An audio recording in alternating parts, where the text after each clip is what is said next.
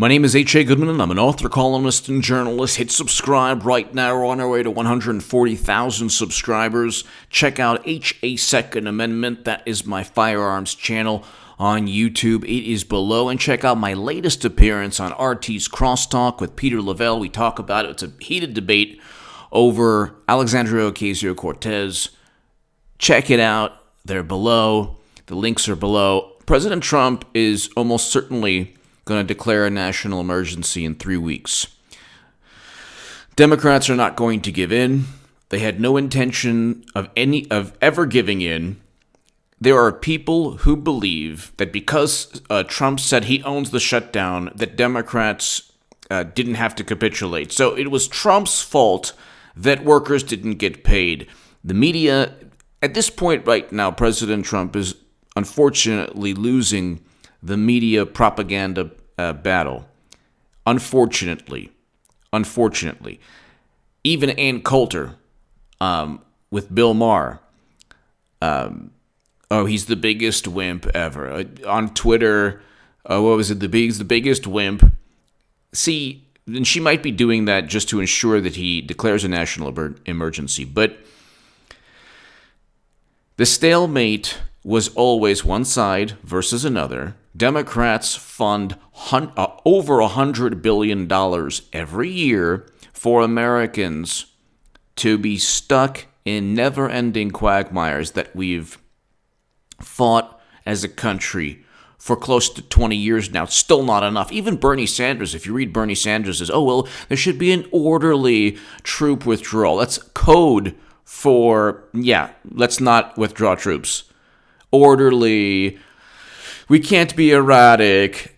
President Trump can't do anything, without even people like Bernie Sanders saying, bringing home Americans from never-ending conflict, it's still not good the way you're doing it. And by the way, people on the left, they're so giddy. They're like, it's not happening. He's not bringing home Americans. Yeah, he is. It won't happen like tomorrow, but thank God he's bringing home Americans from two devastating theaters of conflict. Getting back to the national emergency, he's going to declare a national emergency because Democrats had no intention of negotiating, which is very sad because he's very likely going to get his wall. The Supreme Court, if it goes to the Supreme Court, all he has to do is prove that it is a national emergency. And there are things going on at the U.S.-Mexico border that even I cannot discuss because of YouTube policies. If you say certain words, if you say certain things, they'll demonetize the video. That's how bad it is at the border. So it's very easy to just utilize, this is very interesting. If you look, I'm trying to find this right here. There was an article I had on my phone, but of course I don't have it now. General Kelly stated that it was an existential issue, something along those lines. So, you have here, Top General says, national security issue, border security now existential threat to U.S. Okay, that's in Defense One. You can look that up. This was stated a couple years back, and nobody's talking about it. Now it's no longer an existential threat. Now it's just Trump's pet project. Border security. Top General says, this is Defense One. Top General says Mexico border security now existential threat to U.S. Marine Corps General John Kelly. Okay, so Democrats love John Kelly. Oh my God, he was keeping Trump in check. Oh my God, we need Mattis to keep the troops there. And don't you love Don't you love how, I mean, the former chief of staff for Trump, oh my God, and then Mattis, oh my God, you know, how, oh, he's leaving. And so it's like, you need Trump to continue Obama and Bush's policy of keeping Americans thousands and thousands of miles away forever in conflict, forever in war. You just need Trump to do that. I mean, you need them to just, oh my God, prevent Trump's urges to bring home Americans, or his urge to build a racist wall. Oh my God. This is Defense One. U.S. Southern Command's General Kelly calls U.S. border insecurity, Latin America's broken societies, and insatiable American drug use existential threats to national security. A top United States general in charge of protecting the southern border says he's been unable to combat the steady flow of illegal drugs, weapons, and people from Central America and is looking to Congress for urgent help. Oh, gee, this is from July 5th, 2014. This is from a journalist, Molly O'Toole. Top general says Mexico border security, now existential threat. This is from General John Kelly. Democrats loved him. Oh my God, he kept Trump in line. What happened? No longer an existential threat. So the Supreme Court is not, if he declares a national emergency, what he needs to do is prove it. That you can read a Charles Bowden book. I can't read Charles Bowden is one of the great American journalists and authors, and he wrote a great deal about the U.S.-Mexico border. He has a great book, Murder City, and many other books. The horrendous atrocities taking place. But of course you can't say that to Democrats because they don't care about facts. They care about their own feelings on things. They care about their own views of misogyny, but then if it's Keith Ellison, well, let's not talk about that. Let's just pontificate. They love to judge and condemn without showing any empathy, compassion, or forgiveness. What kind of human being exists to judge and condemn and pontificate without any sense of forgiveness or compassion? Oh, Democrats and liberals, and unfortunately many progressives now. Oh my God, did you see what that high school was doing? Oh, oops, that didn't happen. Oh, well, it was the hat's fault. Okay, you're doubling down on this. You were wrong, but let's blame the hat. All of these things, it's like, Mueller, Trump told Michael Cohen to lie. Oh, actually, Mueller refutes BuzzFeed. Oh, but then they indict Roger Stone today for process crimes. Nothing to do with it. There hasn't been one person indicted, one American indicted for anything to do with Russia. And then when they indict the Russian intelligence officers, they used CrowdStrike images and copies of images, photos of DNC servers and pictures. Why would you trust CrowdStrike? People are like, read the indictment. They go into detail about how the Russian intelligence officers, hacked the DNC on this date. How do they know? The United States government never touched DNC servers. How do they know? Well, if you read the Daily Beast, if you read Gizmodo, if you read the Washington Post, they got pristine, allegedly pristine images from CrowdStrike.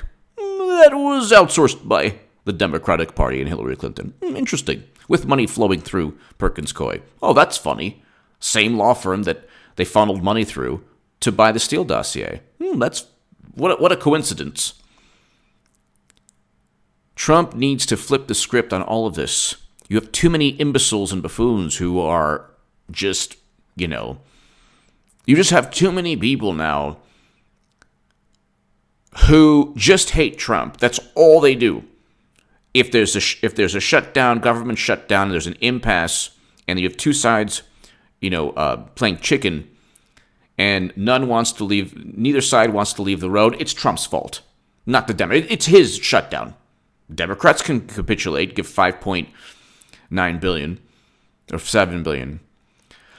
5.7, close to $6 billion. They can do it. They spend tens of hundreds of billions of dollars on nonsense, especially perpetual war. But that's okay. That you should fund that. Suddenly they're national security experts of Max Boot, and you have Bernie Sanders. You have even Bernie Sanders. Let's see if I have this on my phone. Even Bernie Sanders you have condemning Trump's withdrawal. Oh, well, he has to be orderly, not the way Trump is doing it. The whole reason one of the main reasons I wrote 100 articles saying Bernie was going to win, which he would have won, and if it was a fair primary, and that, he was the better choice, is because I said he's going to end quagmires. That's what he was talking about. Ending quagmires. Bringing home Americans. And it's Trump who's bringing home Americans. And you get the giddy responses. Well, he's not really. Bolton said no. It's like, no, that's the opposite. When Nancy Pelosi says goes. Bolton is a yes man. The homeless walrus. I call Bolton the homeless walrus. He's a yes man. It's Trump's policy to bring home Americans. He's the antithesis of Max Boot. Trump. He doesn't kiss NATO's behind. Oh my God, NATO. Well, we don't.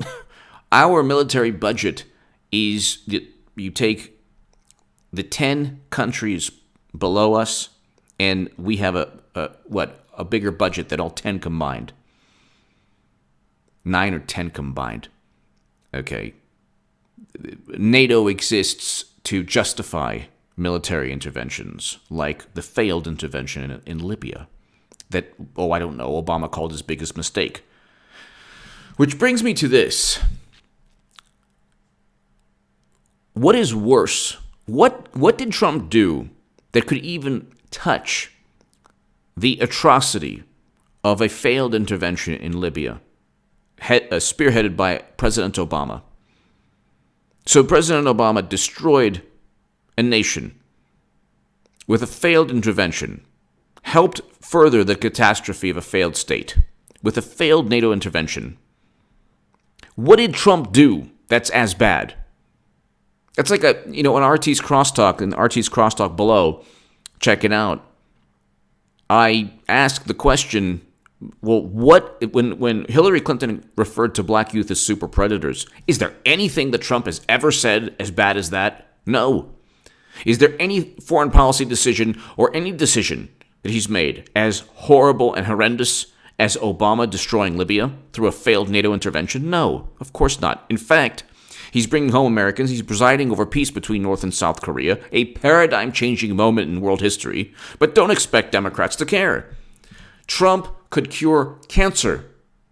And they would say, oh, well, you know what, pharmaceutical stocks are plummeting because of that. He should have cured cancer in an orderly way. He's bringing home Americans. Oh, my God, no, he should do it in an orderly way. Planned way, with diplomacy. It's like almost everyone doesn't want us there. And they go, what about the Kurds? Yeah, you should arm them. We should have massive shipments of weaponry. Why? Oh, well, Turkey says that's a whole other story. The issue with Trump and the border wall is this. He can declare, this is an NBC News, a president can declare a national emergency, unobligated funds. He could tap in the unobligated funds. The Department of Defense has funds in its account that are not specifically designated for anything. Congress gives them money and says, we don't know what's going to happen over the next year. Here's a $100 billion. I've read that one estimate is like $288 billion they have from past years of unobligated funds. He has a never-ending well of resource of money. Now, he can also tap into emergency funding, $13.9 billion, the Army Corps of Engineers, funding to build 315 miles of barrier. Okay, so there's one plan. So the money was set aside for other projects. But he can tap into money allocated to the Department of Defense once he declares a national emergency. His biggest obstacle would then be to survive the Supreme Court. But all he'd have to do is give the justices of the Supreme Court a Charles Bowden book, or I don't know, that Defense One article with General Kelly saying that, yeah, it's an existential issue. And they say, well, most of it comes through the ports of entry. Fine. Well, okay, but then there's a certain percentage, whether it's 5 or 10 or 20%, that come through areas that are not protected. Okay, and if the ports of entry, if they say, well, if in the future people who traffic all different types of, whether it's narcotics, whether it's people, whether it's any type of criminal activity, they say, well, you know what, ports of entry are not working. So there's hundreds of miles of zero barriers or fences you could just jump over, or whatever. Then a steel slat wall is a good thing. It might not be it could be an existential issue. It might not be an existential issue. It's still worthy of a national emergency. Just because something's not an existential issue, it doesn't mean it's not a national emergency. There are horrific things that, I mean, if I was free to just simply say what I wanted to say, but YouTube policies won't allow me. You can discuss the most atrocious things that take place on the U.S.-Mexico border, and then ask a Democrat, well, what do you think? Oh, well, to them it might not be a big deal. Oh, but a wall won't stop it. Yeah, but it would help prevent a flow of all different types of criminal activities into the U.S.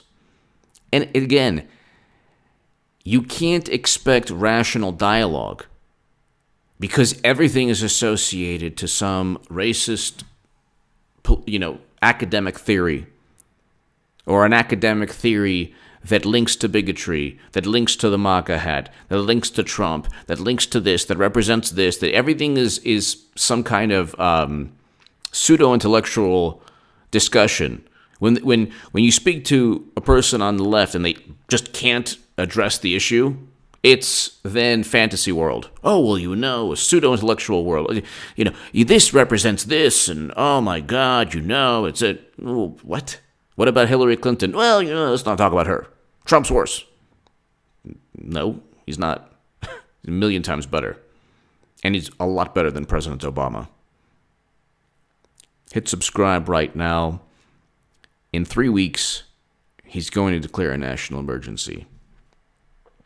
I mean, he opened the government to ease the pain, the suffering of people who haven't gotten their paychecks, all that stuff. He did the right thing. Just like when they were separating families, which was horrendous, he signed an executive order. Now, Democrats, they never address, there was a mistake there. He signed the executive order. Now it's not happening. That's not good enough. There's nothing that Trump can do, absolutely nothing that Trump can do for Democrats or media to say, hey, that was a good thing. Or, you rectified a mistake or something. It's always his personality. Oh, he's a bully. But he's going to win again in 2020. He's going to win again in 2020. I called the 2016 election in 2015. He's going to win again in 2020. And it'll be an uphill battle if William Barr doesn't turn the tables. William Barr needs to. There has to be a special counsel or a public investigation. He already promised one of Peter Strzok and Lisa Page. And looking into the FISA applications. I mean, Trump needs to declassify everything this year and flip the script. Anyway, hit subscribe right now. This is not. The more you look at it, the more you realize it's not He's not capitulating. He's not, giving in. At first, I thought he was giving in. He's really not. And his tweet, I'll read you his tweet. I wish people would read or listen to my words on the border wall. This was in no way a concession. It was taking care of millions of people who were getting badly hurt by the shutdown, with the understanding that in 21 days, if no deal is done, it's off to the races. Off to the races means he'll declare a national emergency. So that's what off to the races means. And again, he probably wanted to do that the whole time. So hit subscribe right now. Give me your thoughts. Thank you so very, very much. Check out HA Second Amendment, my firearms channel. My best grouping ever with a 357 Ruger 357 revolver. That's below. My Patreon is below if you want to support my voice long term. Definitely check out my live chats, and thank you very, very much. Also, my RT segment below, or my appearance on RT. You definitely want to see that. Thank you so much.